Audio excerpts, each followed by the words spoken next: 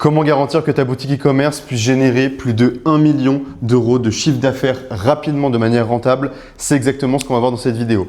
Je vais te révéler les 10 composantes qui, selon moi, sont essentielles pour atteindre ce type de résultat que j'ai eu plusieurs fois.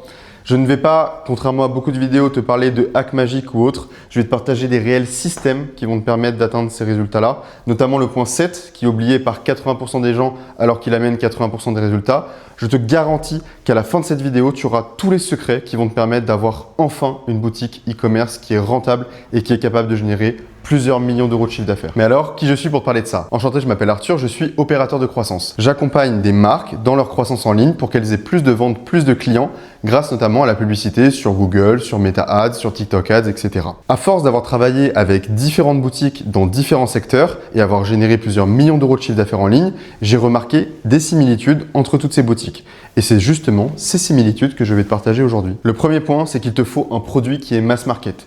Il faut que ton marché total adressable il soit énorme. Il faut que tu puisses vendre ton produit à des millions d'hommes, à des millions de femmes. L'erreur classique d'un débutant, ça va être d'aller chercher une sorte de micro-niche avec un produit winner qui est secret et qui peut s'adresser qu'à une toute petite typologie de personnes. Ça, c'est une erreur qui est horrible parce qu'en fait, si tu fais ça, tu ne pourras pas aller chercher ton million d'euros de chiffre d'affaires, voire 10, voire 100 millions parce que tu t'adresses à un marché qui est beaucoup trop petit. Au début, certes, tu peux aller chercher par exemple une audience précise, mais il faut que ce que tu vendes, que ce soit par exemple dans la cosmétique, les vêtements, peu importe, ça puisse s'adresser à un moment ou à un autre à des millions d'hommes et des millions de femmes. Il faut que ça puisse être élargi, c'est essentiel. La notion de marché saturé, c'est quelque chose qui n'existe pas pour moi. Je m'explique. Quand on dit marché saturé, en général, on va dire en fait, il y a tellement de marques qui vendent déjà ce produit-là que moi, je ne vais pas aller vendre ça vu qu'il y a déjà plein de gens qui vendent ça sur le marché. Ils ont peut-être déjà pensé à la solution au produit que je veux vendre. Et en fait, ça, c'est complètement faux. Ce qu'il faut que tu fasses, c'est justement aller dans un marché saturé, trouver un produit qui se vend déjà et ensuite peut-être aller chercher un angle différent, peut-être une audience qui est différente et que tu vas marketer autour de ça. Donc, marché saturé, ça veut dire qu'il y a de la demande et ça veut juste dire que tu dois être meilleur en marketing que les autres. C'est essentiel déjà de comprendre ça et on veut arrêter de vendre des gadgets qui sont inutiles.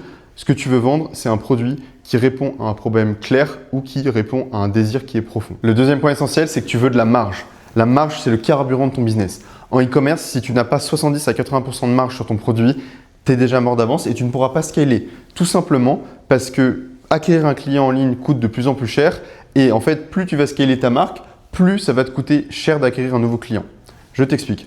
Au début, par exemple, quand tu fais de la publicité sur Facebook, tu vas lancer tes publicités et si ta publicité est bonne, ça va aller directement chercher les personnes qui sont les plus susceptibles de convertir rapidement pour acheter ton produit. Donc, tu vas lancer ta pub, tu vas faire tes premières ventes et ensuite, tu remarqueras qu'au moment où tu vas vouloir augmenter tes budgets, tes ventes, en fait, elles vont ralentir et ça va prendre plus de temps pour que tu réussisses à acquérir plus de clients et donc, ça va te coûter plus cher. En fait, ton coût par achat, il va mécaniquement augmenter dans le temps. Plus tu dépenses et plus tu scales en pub, au global, plus ça te coûte cher d'avoir un client. Pourquoi? Parce que tout simplement, tu vas aller chercher des personnes qui sont de moins en moins intéressées et susceptibles d'acheter ton produit rapidement. Et donc, par exemple, il va falloir du temps pour qu'elles découvrent, pour qu'elles aient confiance en ta marque, etc. Et donc, bref, en gros, ça va juste te coûter cher d'acquérir des clients, plus tu vas scale. Donc, pour réussir à scale, il faut absolument que ta marge, elle soit capable d'absorber justement ton acquisition client. Et plus tu as de marge, plus tu peux réinvestir dans de la pub, plus tu fais de la croissance, plus vite tu atteins ton million d'euros de chiffre d'affaires. Si tu ressembles à tout le monde, tu seras comparé au niveau du prix et c'est tout ce que tu veux éviter. C'est pour ça qu'il te faut un positionnement qui est différenciant. Pour qui est ton produit? Pourquoi on devrait acheter chez toi plutôt qu'un autre? Quelle est ta promesse unique? C'est ça qui te permet de faire plus de marge. Exemple concret, entre un Dyson et un aspirateur classique, ils ont la même fonctionnalité, mais pourtant, il y en a un que tu peux vendre beaucoup plus cher parce que justement, il a un positionnement qui est différenciant, qui est basé sur l'innovation, le confort et le luxe au global. Prix différent est égal à marge différente, est égal à croissance différente, donc il te faut un positionnement différenciant. Les gens n'achètent jamais un produit, ils achètent une transformation. C'est pour ça que ton message il doit être transformationnel. Quel problème résout ton produit? Quel résultat la personne va obtenir? Quand est-ce qu'elle va l'obtenir et est-ce qu'elle est sûre de l'obtenir? Il faut que tu ajoutes de la preuve sociale, montrer que ça a fonctionné pour les autres, donc ça fonctionnera pour cette personne-là. Peu importe ton produit, il te faut absolument un message qui est transformationnel et que ça paraisse évident pourquoi la personne elle doit agir maintenant, pourquoi elle doit acheter maintenant. Il faut absolument que ce soit évident pour elle, pour qu'elle puisse convertir facilement. Tu n'as pas besoin d'un site design pour vendre. Ce qu'il te faut, c'est un site simple. J'ai généré plus de 5 millions d'euros de chiffre d'affaires sur un site e-commerce Shopify avec un thème gratuit. plus c'est simple, plus tu vas convertir. Donc surtout, évite les designs qui sont trop compliqués, les animations, etc. Regarde Amazon, c'est le plus gros site e-commerce du monde et pourtant, objectivement, il est moche. Il est moche, mais il vend parce que n'importe qui est capable de réussir à aller sur Amazon et acheter un produit facilement. Donc ce que tu veux, c'est pas du design, ce que tu veux, c'est un site qui est simple à comprendre, sur lequel ta grand-mère de 70 ans serait capable d'acheter. Tu veux des images qui sont propres, de la preuve sociale, un bon copywriting avec des bonnes offres et c'est tout, une expérience qui est 100% optimisée mobile. C'est ce qui suffit pour réussir à convertir en e-commerce. Le 6e point, c'est qu'il te faut absolument des offres qui augmentent ton AOV, ton Average Order Value, ton panier moyen. Si tu as un panier moyen qui est inférieur à 50 €, ça va être très compliqué d'aller scaler à plus d'1 million d'euros parce qu'en fait, tu ne vas pas faire assez de marge unitaire sur chaque commande. Donc, ce que tu veux, c'est avoir des offres, par exemple des bundles, des ventes complémentaires, des ventes additionnelles, tu les appelles comme tu veux, mais il faut absolument que tu crées des offres qui te permettent d'avoir un panier moyen qui augmente dans le temps. Et c'est ça qui va te permettre d'avoir de la rentabilité. Le 7e point, comme promis, c'est ce que 80% des personnes oublient ou ne comprennent pas, c'est que pour avoir de la rentabilité en e-commerce, il te faut absolument du MRR, du Monthly Recurring Revenue, des personnes du réachat, de la récurrence d'achat, ou avoir une grosse LTV, une grosse Lifetime Value, une durée de vie client. Il faut absolument que quand tu achètes un client, ton coût d'acquisition déjà, il soit inférieur à ton panier moyen pour que tu fasses de la marge et que tu gagnes de l'argent. Mais surtout, ce qu'on veut, c'est pas avoir une relation qui est simplement transactionnelle une fois avec le client qu'on vient d'acheter. Ce qu'on veut, c'est que la personne, elle rachète encore et encore, soit le même produit, soit si ton produit par exemple ne se rachète pas, eh bien que tu puisses créer une gamme autour de ce produit-là avec d'autres produits pour que la personne en fait, elle rachète dans ta marque d'autres produits.